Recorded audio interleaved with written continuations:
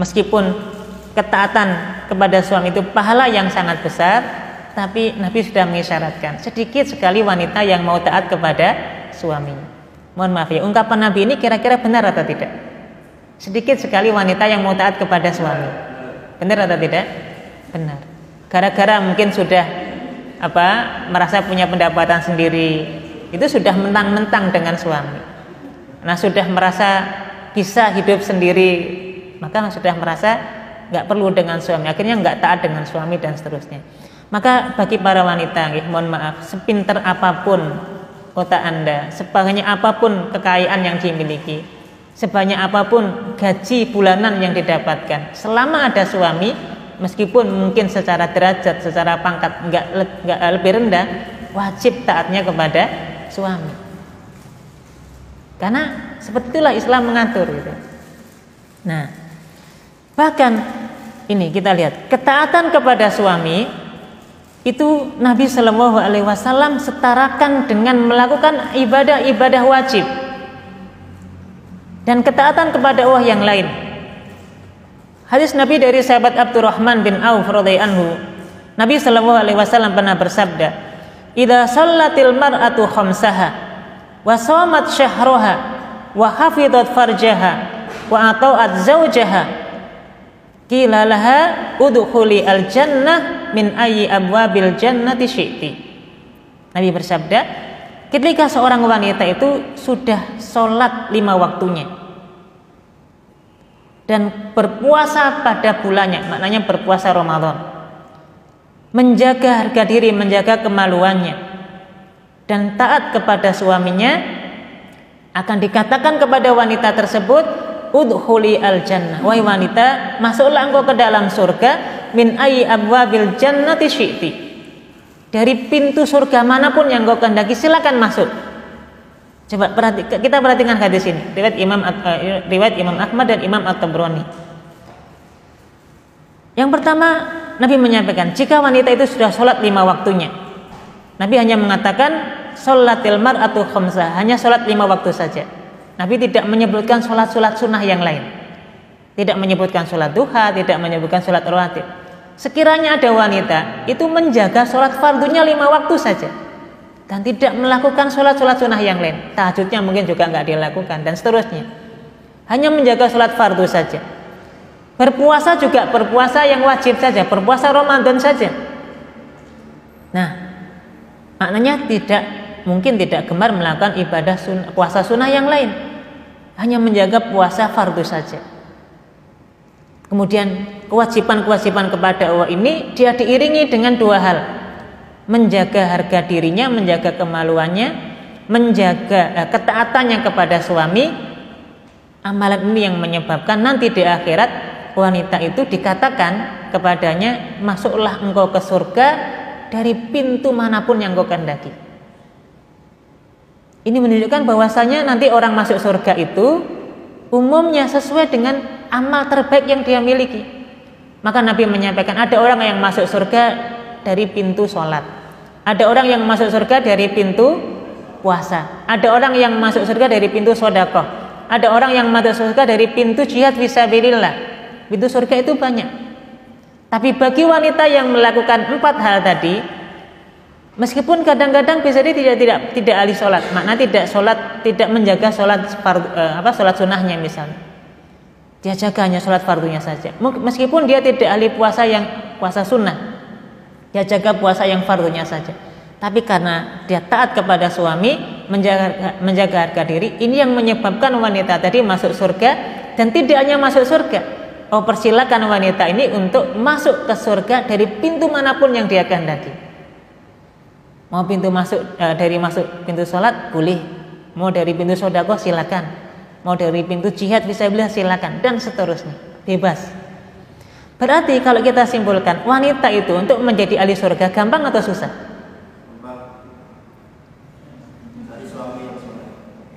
Saya ulangi ya. Dari sini wanita itu untuk menjadi ahli surga, untuk masuk surga, bahkan bebas mau dari pintu manapun, itu mudah atau gampang? Mudah atau gampang? Ya mudah ya. Gampang atau susah? Gampang mestinya. Iya kan? Coba dengan menjaga 4 hal tadi itu saja sudah masuk surga gitu. Tapi kira-kira di antara 4 hal tadi, mana yang paling berat bagi wanita itu? Kalau sholat, insya Allah semua tahu ya, ini kewajiban, mudah. Puasa mudah, gitu kan? Tapi terutama yang keempat ini yang nggak gampang. Taat kepada suami ini nggak gampang. Makanya ya, al jaza'u min jinsil amal. Balasan itu sesuai dengan kadar amalan seseorang. Semakin berat amalan itu, maka semakin besar pula balasannya. Karena taat kepada suami ini bukan masalah sepele, bukan masalah yang gampang, balasannya juga besar. Masuk surga dari pintu manapun yang dikehendaki. Maka cobalah ya para istri, kalau kita cermati di sini, gampang sebenarnya untuk masuk surga itu, ya. Bahkan Nabi juga mengatakan, "Unduri aina anti minhu, fa innahu jannatuki wa naruki." Wahai para istri, lihatlah suamimu itu. Di mana posisimu di hadapan suamimu? Karena sesungguhnya suamimu itu adalah sebab surgamu, sebagaimana suamimu itu juga sebab menjadi nerakamu. Ya coba ya, Nabi mengatakan gitu. Suami itu bagi istri itu bisa sebab dia masuk surga atau sebab dia masuk neraka. Mau masuk surga juga gampang dengan taat tadi, mau masuk neraka juga gampang jika dia tidak taat kepada suaminya. Bahkan Nabi mengatakan ini luar biasa kalau kita renungkan ya. Nabi sallallahu alaihi wasallam pernah bersabda, "Ayyuma imra'atin matat wa zawjuha anha radin dakhalat al-jannah." Siapapun wanita, siapapun seorang istri yang ketika dia meninggal dunia dan suaminya ridho kepadanya, dia akan masuk ke dalam surga. Maka penting ya seorang istri mencari ridho suami itu penting, ya kan? Kenapa? Kalau seorang wanita meninggal, suaminya ridho, maknanya dia taat, ya, dia kemudian baik kepada suami, tidak pernah menyakiti hati suami dan seterusnya. Ridho suami kepada istrinya, ini sebab orang itu masuk surga.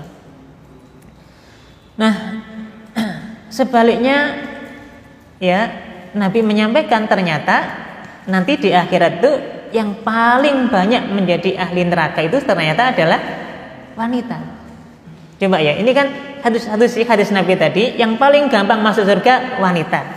Kenyataannya Nabi sampaikan nanti yang paling banyak menjadi penghuni neraka itu ternyata wanita. Coba mari kita lihat hadis Nabi ini. Ya.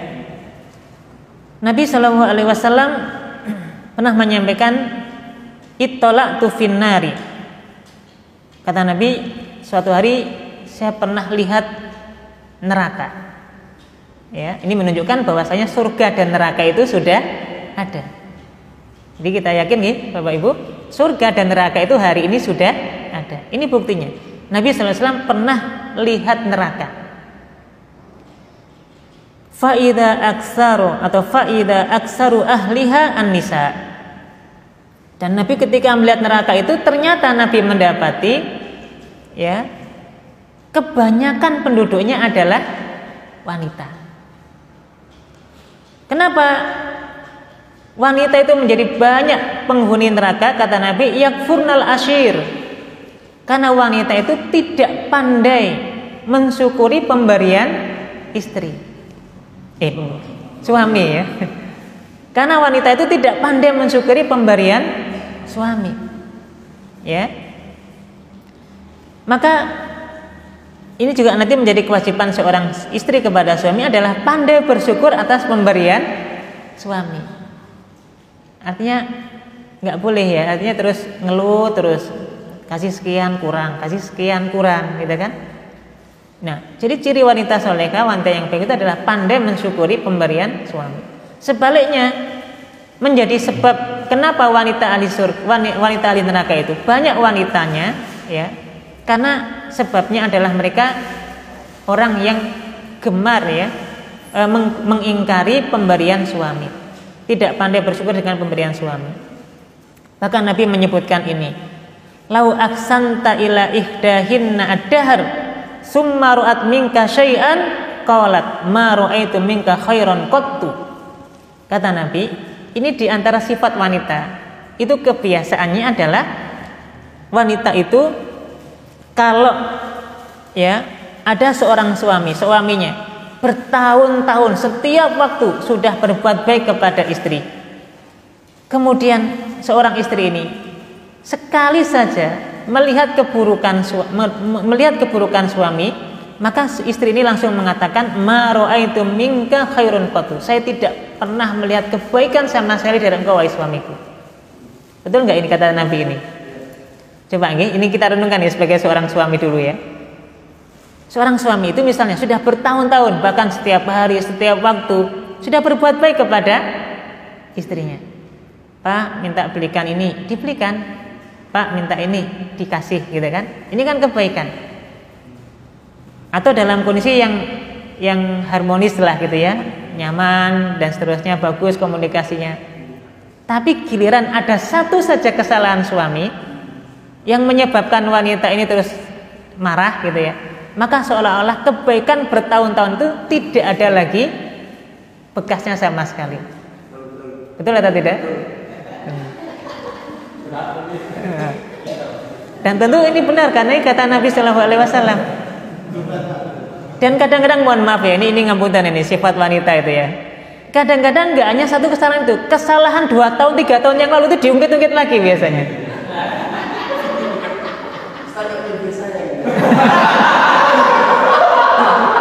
Iya kan? Lah ini umumnya seperti itu gitu ya. Umumnya.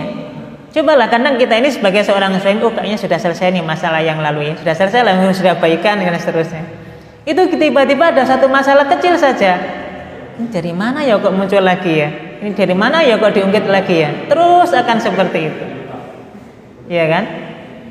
Inilah yang menyebabkan kata Nabi, wanita itu banyak menjadi ahli neraka. Yang pertama karena jelas sudah nggak pandai mensyukuri pemberian suaminya. Tadi yang dilihat itu kekurangan saja dari pasangannya, ya. Dan mengungkit-ungkit kesalahan yang terjadi gitu. Padahal sebenarnya bagi suami ini bukan kesalahan, tapi dianggap oleh sebagai kesalahan bagi seorang istri gitu kan. Sudahlah, kadang-kadang itu kalau sudah istri ngomel-ngomel itu udah ini nggak bisa dikalahkan ini sudah. Ini. Bom nuklir kalah ya.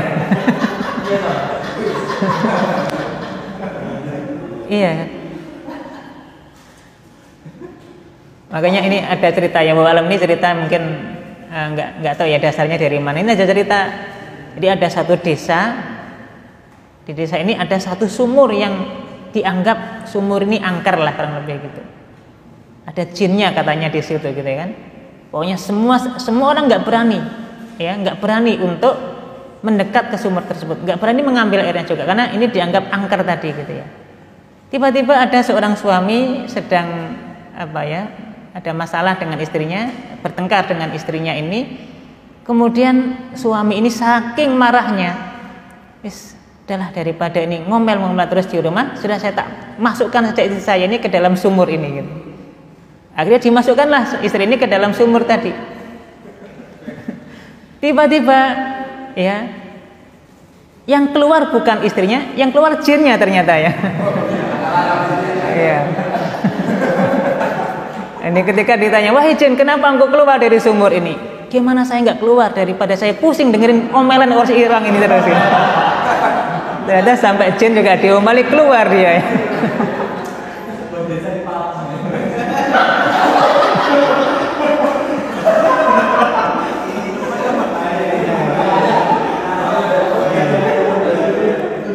Ya, ini nggak tahu ya, ini desa di mana wallahu alam ya. Ini gambaran saja ya, mungkin cerita ini juga nggak ada dasarnya ya, hanya gambaran ya. Ya, wallahu alam ya. Jadi gitulah kadang-kadang itu kalau sudah ngomel itu seorang istri itu sudah ya, diam aja nih suami ini ya. Nanti ada waktunya kita bisa menasihati. Kalau sudah muncak marah dan ngomel-ngomel, jangankan kita, jin aja kabur gitu ya. Nah, artinya wanita solehah nggak akan seperti itu ya. Nah,